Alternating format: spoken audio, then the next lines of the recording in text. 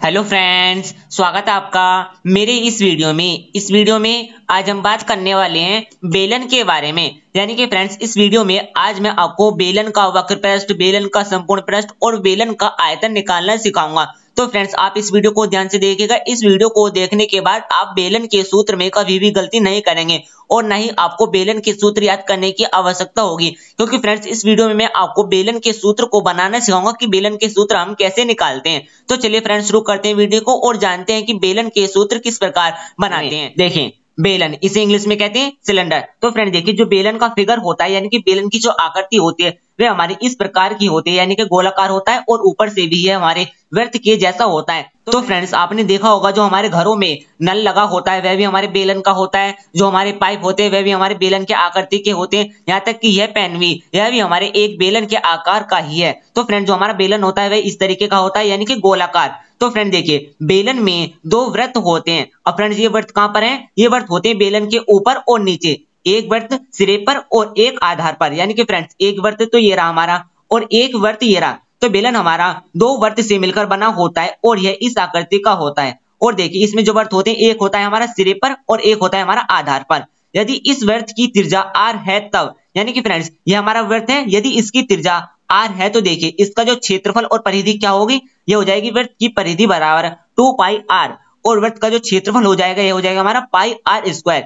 यानी कि फ्रेंड्स, जो हमारा बेलन होता है इसमें हमारे दो वृत्त होते हैं और यदि इस वृत्त की त्रिज्या r है तो फ्रेंड्स जो इस वृत्त की परिधि हो जाएगी वह हो जाएगी 2 पाई r और वृत्त का क्षेत्रफल हो जाएगा पाई r स्क्वायर। मैंने फ्रेंड्स वृत्त पर भी एक वीडियो बना दी है जिसका लिंक मैंने डिस्क्रिप्शन में दे दिया है, आप वहां जाकर देख सकते हैं। तो फ्रेंड्स, आपको यहाँ तक तो समझ में आ गया होगा कि बेलन हमारा इस प्रकार का होता है और इसमें दो वृत्त होते हैं, एक ऊपर और एक नीचे। और यदि इस वृत्त की त्रिज्या r है तो वृत्त की परिधि 2 पाई r हो जाएगी और वृत्त का क्षेत्रफल पाई r स्क्वायर हो जाएगा। तो फ्रेंड्स, अब हम बात करते हैं कि बेलन के वक्र पृष्ठ का क्षेत्रफल कैसे निकालते हैं। देखें, तो फ्रेंड्स देखिए, बेलन का जो वक्र पृष्ठ का क्षेत्रफल होता है वह होता है हमारा 2 पाई r h। अब फ्रेंड देखिए, यह बेलन के वक्र पृष्ठ का क्षेत्रफल 2 पाई r h कैसे आया, आपको यह याद नहीं करना है, आपको यह निकालना सीखना है कि यह आया कैसे। तो फ्रेंड देखें, यहाँ पर हमने एक बेलन लिया है। फ्रेंड्स, इस बेलन में हमारा ऊपर और नीचे का वृत्त नहीं है, यानी कि फ्रेंड्स यह बेलन हमारा एक प्रकार से खाली है। जैसे यदि हम पेन ले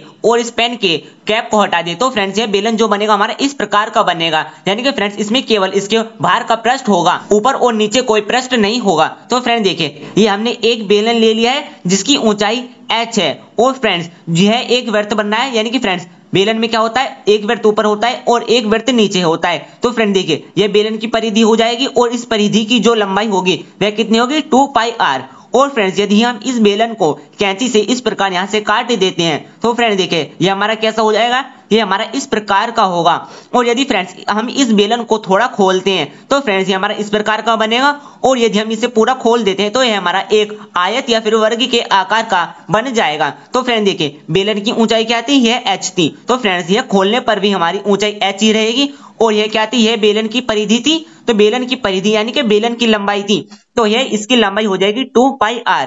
अब फ्रेंड देखिए, ये हमारा एक आयत बन गया है या फिर वर्ग बन गया है। अब फ्रेंड देखिए, इसका जो क्षेत्रफल होगा वह क्या होता है हमारा, लंबाई गुणा चौड़ाई। अब फ्रेंड देखिए, लंबाई कितनी है हमारी 2 पाई r और चौड़ाई कितनी है h। तो फ्रेंड्स बेलन का जो वक्र पृष्ठ का क्षेत्रफल हो जाएगा वह हो जाएगा हमारा लंबाई गुणा चौड़ाई। लंबाई कितनी है 2 पाई r और चौड़ाई है h, यानी कि बेलन के जो वक्र पृष्ठ का क्षेत्रफल होगा वह होगा हमारा 2 पाई r h। तो फ्रेंड्स इस प्रकार हमारे बेलन के वक्र पृष्ठ का क्षेत्रफल आया है। और फ्रेंड्स बेलन का जो वक्र पृष्ठ होता है इसमें केवल इसके वाले पृष्ठ का होता है, यानी कि गोल पृष्ठ का, इसमें वृत्त के पृष्ठ का क्षेत्रफल नहीं होता है। फ्रेंड देखिए, यदि हम इसमें वृत्त के क्षेत्रफल को भी शामिल कर दें तो यह हमारा संपूर्ण पृष्ठ का क्षेत्रफल कहलाता है। यानी कि फ्रेंड्स यदि हम केवल पृष्ठ का क्षेत्रफल निकालेंगे तो यह हमारा वक्र पृष्ठ कहलाएगा और यदि हम इसमें गोले यानी कि वृत्त का भी क्षेत्रफल निकालेंगे तो यह हमारा संपूर्ण पृष्ठ का क्षेत्रफल कहलाएगा। देखें, तो फ्रेंड देखिए, संपूर्ण पृष्ठ का क्षेत्रफल क्या हो जाएगा, यह हो जाएगा हमारा वक्र पृष्ठ का क्षेत्रफल प्लस दो वृत्त का क्षेत्रफल। यानी कि फ्रेंड्स हमने वक्र का पृष्ठ का क्षेत्रफल तो निकाल लिया, अब हमें इसमें यदि हम जैसे हमारा ये पेन है इसमें हम कैप भी लगा दें, यानी कि दोनों तरफ से बंद कर दें, तो हमें इसके ऊपर वाले भाग का भी क्षेत्रफल निकालना पड़ेगा, यानी कि यहाँ का।